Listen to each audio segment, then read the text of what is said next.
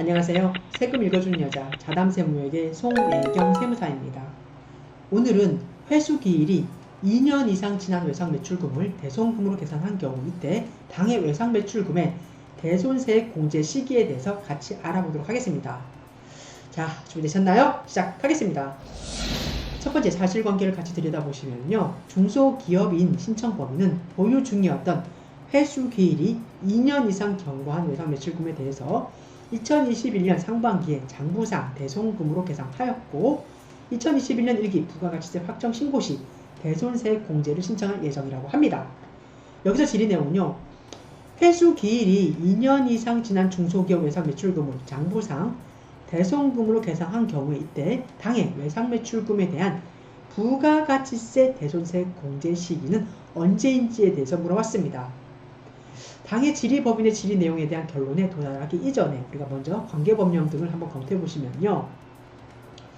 첫 번째 부가가치세법 제45조 대손세액의 공제 특례 규정을 한번 보시면 1란 사업자는 부가가치세가 과세되는 재화 또는 용역을 공급을 하고 외상매출금이나 그 밖의 매출채권 즉 부가가치세를 포함한 외상매출금이나 그 밖의 매출채권의 전부라든가 또는 일부가 공급을 받은 자의 파산이나 강제집행 그리고 그 밖에 대통령령으로 정한 사유로 대손이 되어 회수할 수 없는 경우에는 다음의 계산식에 따라 계산한 금액 즉 대손 금액의 110분의 10에 해당하는 이 금액을 그 대손이 확정된 날이 속하는 과세기간에 매출세액에서 뺄 수 있다라고 규정하고 있습니다. 하지만 그 사업자가 대손되어 회수할 수 없는 채권의 전부 또는 일부를 회수한 경우에는 회수한 대손 금액에 관련된 대손세액을 그 회수한 날이 속하는 과세기간의 매출세액에 더한다라고 규정하고 있습니다. 이어서 2항에서는 1항을 적용받고자 하는 사업자는 제49조에 따른 신고와 함께 대통령령으로 정하는 바에 따라 대손금액이 발생된 그 사실을 증명하는 서류를 제출하여야 한다라고 규정하고 있습니다.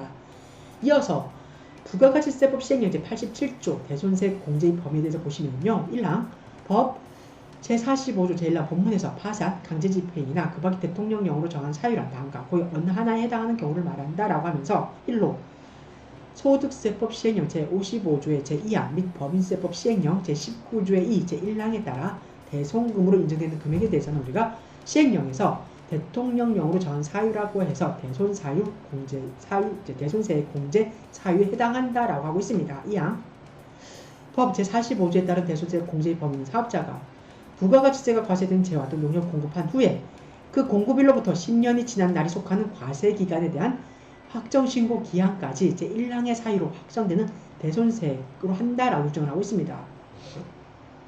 사항에서는 법 45조 제1항에 따라 대손세액 공제를 받으려 하거나 법 45조 제4항에 따라 대손세액을 매입세액에 더하려는 사업자는 제91조 제1항에 따른 부가가치세 확정신고서에 기획재정부령으로 정하는 대손세액 공제, 변제신고서와 대손사실 또는 변제사실을 증명한 서류를 첨부를 해서 관할 세무서장에게 제출하여야 한다라고 하고 규정하고 있습니다. 이어서 우리가 중요한 법인세법 시행령 제19조의 2 대손금의 송금분산 사유 중에 1항 법 제19조의 2 제1항에서 채무자의 파산 등 대통령령으로 정한 사유로 회수할 수 없는 채권 즉 대손금에 해당되는 그 사유에 대해서 규정을 하고 있는데요. 다음 각호의 어느 하나에 해당하는 것을 말한다라고 하면서 1로 상법에 따른 소멸시효가 완성된 외상매출금 및 미수금 그리고 어음법에 따른 소멸시효 완성된 어음 수표법에 따른 소멸시효 완성된 수표 이어서 민법에 따른 소멸시효 완성된 대여금 및 성급금 그리고 5. 채무자가 회생 및 파산에 관한 범위를 따른 회생계획 인가의 결정 또는 법원의 면책 결정에 따른 회수 불능으로 확정된 채권에 대해서 규정을 하고 있고요.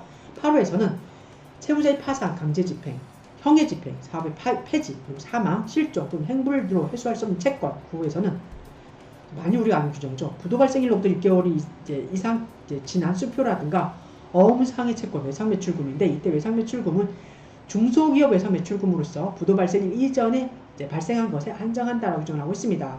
하지만 어음상의 채권이라든가 수표 외상매출금에 대해서 만일 법인이 채무자의 재산에 대해서 저당권 설정을 해서 회수가 가능하다 그러면 그때는 제외해주고 있습니다. 이어서 9의 2가제에 새로 들어간 신설된 조항인데요. 보시면은 중소기업의 외상매출금 및 미수금으로서 회수기일이 2년 이상 지난 외상매출금 및 미수금에 대해서 어떻습니까? 우리가 대손사유로 규정하고 있습니다. 11호 회수기일이 6개월 이상 지난 이제 채권 중에 채권가액이 채무자별로 채권가액 합계율 기준으로 30만원 이하인 채권에 대해서도 역시 우리가 대손사유를 규정하고 있습니다. 사망에서는 법 제19조의 2 제1항에서 대통령령으로 정한 사업연도란 다음 각호의 어느 하나에 해당하는 어느 하나에 해당하는 날이 속한 사업연도를 말한다라고 규정을 하고 있으면서요. 우리가 어떻습니까?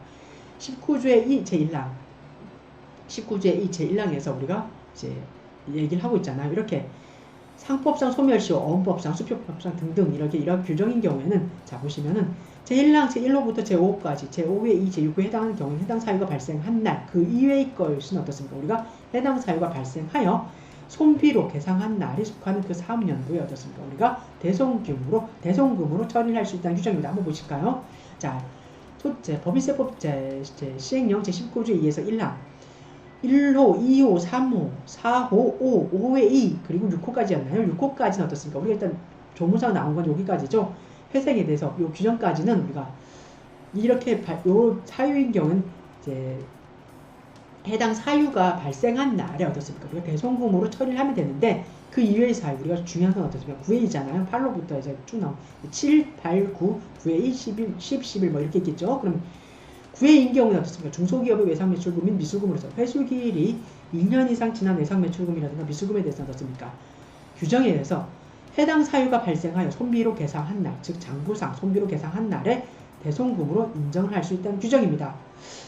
당해 조항과 관련해서 법인세법 시행령 부칙에서 이제 시행일에 대해서 규정을 하고 있는데요. 이 형은 2020년 1월 1일 이후 개시한 사업령부터 적용을 한다라고 규정을 하고 있습니다.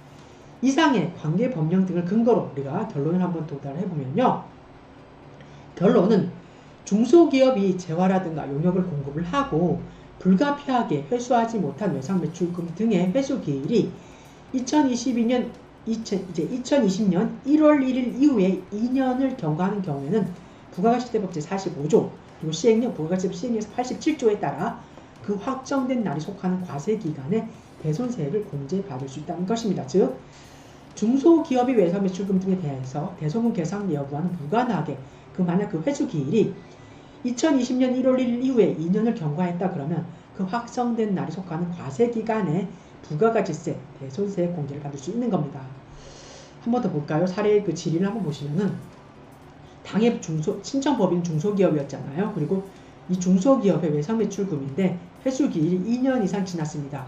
당해 법인인 경우에는 신청법인인 경우에는 2021년 상반기에 장부상 대손금으로 이제 총금으로 계산을 하고 그리고 2021년 1기 부가가치세 확정 신고 때 대손세 공제를 받을 예정이라고 하는데 이렇게 장부상 계산을 하고 그와는 별도로 부가가치세 확정 신고 시 대손세 공제를 받는 것도 가능을 하고요.